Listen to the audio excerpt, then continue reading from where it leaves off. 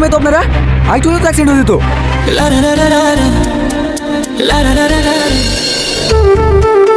আসলে আমার এই বান্ধবীদের মাথায় একটু সমস্যা আছে তো, তাই বাড়ি থেকে পালিয়ে যাচ্ছিল।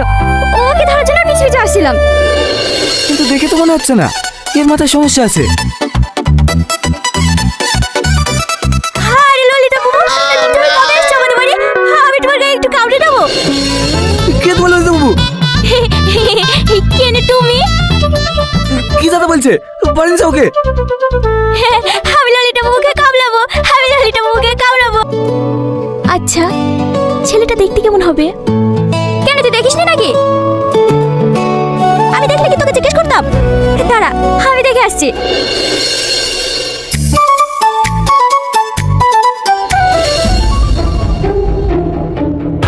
কি রে, কি হয়েছে?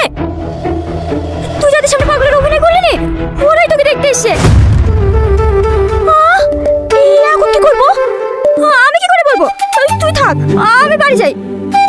তোর জন্য তো আমি পাগল সাজলাম, আর তুই আমাকে এখন একা রেখে বাড়ি চলে যাবি? কিছু একটা কর না প্লিজ।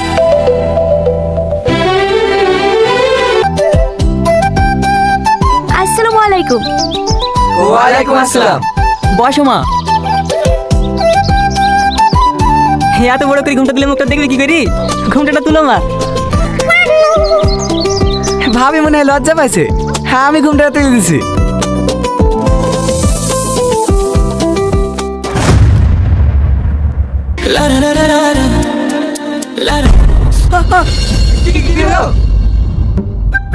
না না, কিছু হয়নি।